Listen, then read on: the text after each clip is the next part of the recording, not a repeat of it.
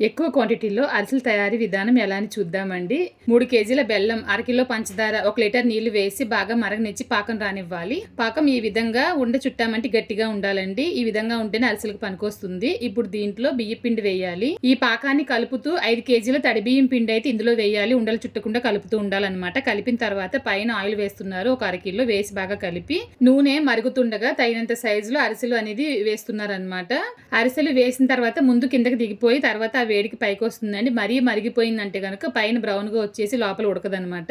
అరిసి వేసిన తర్వాత దాంట్లో ఉండే ఎక్స్ట్రా ఆయిల్ని తీసేయడానికి ఈ విధంగా ప్రెస్ చేసి నూనె అయితే తీసేస్తున్నారనమాట. మనకు అరిసెలు అయితే తయారైపోయాయి. ఇవే కాకుండా నువ్వుల అరిసెలు కూడా చేశారండి. నువ్వులు వచ్చేసి ఈ చలివిడి ముద్ద ఉంది కదా, దాంట్లో కలిపి నువ్వులు అరిసెలు అనేవి చేశారనమాట. దాన్ని కూడా ఆ విధంగా ప్రెస్ చేసి ఆయిల్ అనేది బయటకు తీసేస్తున్నారు. దాంతోనే కొన్ని పాకు ఉండలు అంటారు కదా, అవి కూడా చేశారు. టేస్ట్ అయితే చాలా బాగుంది. ఇంకొక వీడియోలో మళ్ళీ కలుద్దాం. Thank you.